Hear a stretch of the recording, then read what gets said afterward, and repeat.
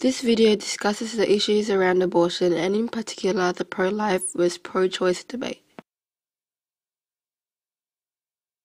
Abortion is the deliberate termination of a pregnancy in which an embryo or fetus is expelled from the womb, usually within the initial 24 weeks of pregnancy.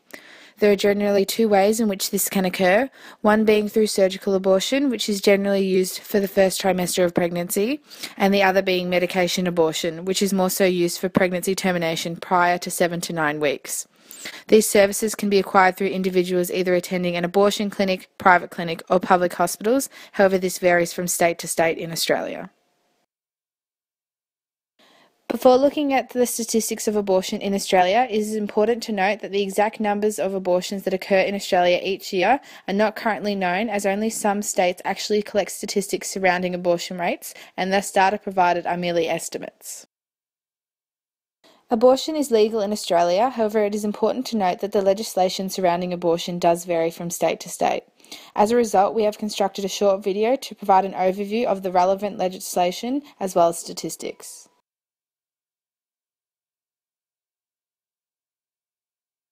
Abortion is a much debated topic, separating people's views into pro-life versus pro-choice. There are many different factors which contribute to these two stances, often surrounding variation in concerns about the reason for pregnancy and the stage of pregnancy. These views will be further explored throughout this presentation. For the purpose of this video, arguments surrounding religion and abortion will be focused solely on Christianity and the Catholic Church.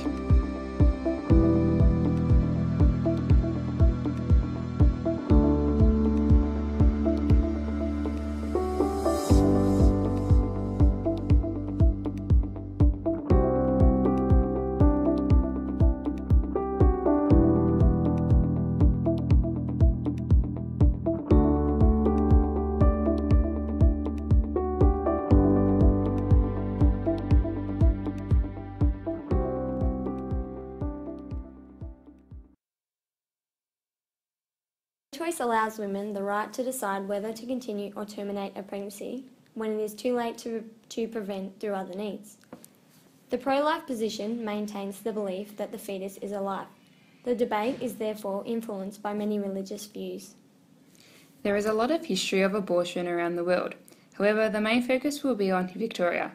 In Victoria, a landmark Supreme Court ruling in 1969 established that an abortion will be lawful if the accused held an honest belief on reasonable grounds that the abortion was both necessary and proportionate. Nowadays, abortion laws are classified under the Abortion Law Reform Act 2008. Prior to the legalisation of abortion, women turned to backyard abortions due to an inability to access and/or afford healthcare services. Evidently, throughout history, there has been various changes surrounding the laws about abortion, thus contributing to the pro-life versus pro-choice debate.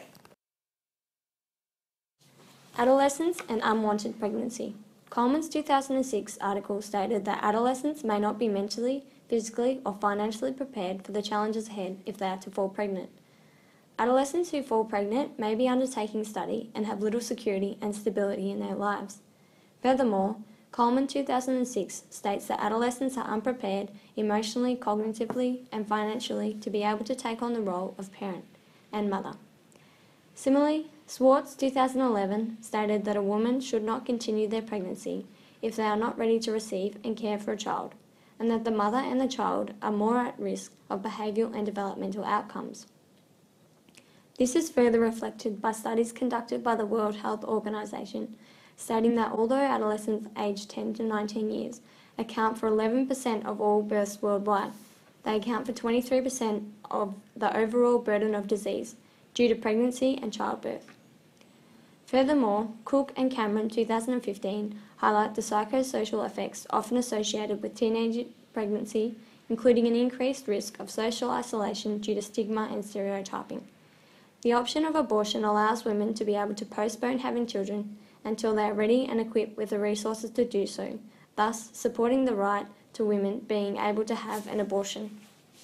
Adoption and religious views. Whilst an adolescent may not have the capacity to look after a child, adoption could be an alternative to abortion. The World Health Organization stated that 2.5 million adolescents have unsafe abortions every year, and adolescents are more seriously affected by abortion-related complications than are older women. Along this, Ferguson, Horwood and Ryder suggest that psychological disorders such as depression, anxiety and suicidal thoughts are more frequently experienced within women who have had an abortion. For girls aged 15 to 18 years old that have had an abortion, major depressive disorders were seen to be more frequent, as 78.6% of them had experienced the condition. Adoption is an alternative to this issue, as was similarly discussed in Quartley, Swan and Ruthbert, stating that the adoption provides a means for parents unable to look after their children, making a worthwhile plan for their future, indicating that abortion is not the only solution to unwanted pregnancy. Furthermore, Catholic views also support this notion of pro-life. This debate is structured around the sixth commandment, thou shalt not murder. Followers of the pro-life movement believe that the act of abortion is murder and involves the killing of an innocent human being, irrespective of the circumstances, and evidently going against the views of the Bible. This is due to the belief that God creates all life for a purpose and in His image, and that the child's life begins at the conception. Pro-life versus pro-choice argument, the human development and morality. Additionally, Meadoff's article states a similar view surrounding the child's life, already beginning that the unborn child has still developed attributes one may associate with being human, and thus an abortion would constitute murder. Similarly, in Swartz's 2011 article, it is argued that the fetus has 46 chromosomes and grows just as anyone else would, and further states that the fetus is still a person in the womb with a soul, spirit, and sense of mind. Further literature by the US National Library of Medicine also argues that between the 5th and 10th week of pregnancy, the child's heart has already formed, starting to pump blood and beat, and the organs have begun to grow. Thus, an abortion is thought to be the ending of a human life. Human development, pro-choice. In comparison, Barron, 1995, argues that the unborn child is not yet an independent thinking human, and thus undergoing an abortion is not considered to be killing a human being. Furthermore, Barron states that the fetus is still being carried by their mother, and evidently it is the mother's choice as to whether or not the pregnancy will be continued. Hence, this argument surrounds the idea that women have the right to do what they want with their body, as they are the ones who have to transport the baby, and thus shouldn't be forced to carry the burden, especially when considering the potential impacts that pregnancy can have on one's health. Furthermore, it is stated by both Meadoff and Barron that the value of the life of the mother and her rights outweighs that of the non-human fetus, thus supporting pro-choice and abortion. From this controversial issue, we can easily see the many sides of the debate. Firstly, there is the view that human life starts from the moment of contraception. This suggests that the fetus has a mind and human features, so should be considered as a human being. Aborting the child therefore implies that we will be killing an innocent human being, which is deemed as murder, going against the Catholic Church's commandment of thou shalt not murder. Alternatively, an effective method could be adoption if the mother is not able to care for the child. Conversely, there is a belief that the unborn child is not yet a human, hence, the right of the woman outweighs the right of the fetus. As there are many circumstances and barriers that could prevent the mother from wanting to have the child, this notion suggests that it should be the woman's decision if she would like to carry the baby. These could be due to unwanted teen pregnancies, where the woman is not prepared financially, cognitively, and physically, but also emotionally and mentally, and she may suffer from psychological issues such as stigma and social exclusion as a result from keeping the baby. Therefore, this view believes that women should have a right to choose to abort if she is not ready. Personally, our group believes that it should be the woman's choice whether she decides if she wants to keep or terminate their baby. As women, if we were faced with this situation right now, many of us will not be prepared to look after a child as we are still studying and trying to care for ourselves. Therefore, we believe that we should be able to choose when we are ready to have a child so that our child is able to reach to its full potential without any hindering factors such as financial security or wanting to finish our studies. We also believe that every child born should come wanted, loved, and cared for. If we are forced to have the child may not be as loved and feel neglected, which could bring other issues with the child as they grow up. Thus, we believe that everyone is entitled to their own opinion, and ultimately, women should have a freedom of choice.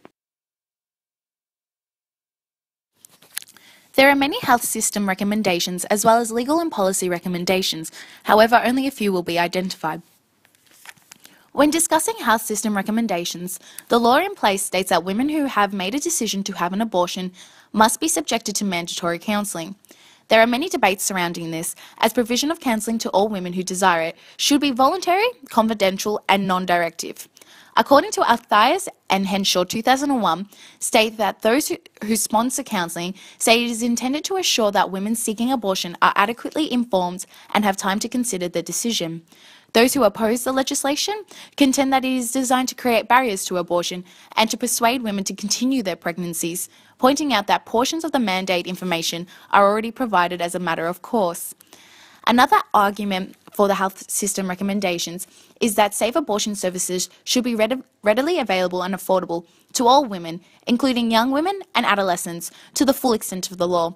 Therefore, keeping the cost low will reduce the number of unsafe abortions and thus reduce the cost of treating complications of unsafe abortions.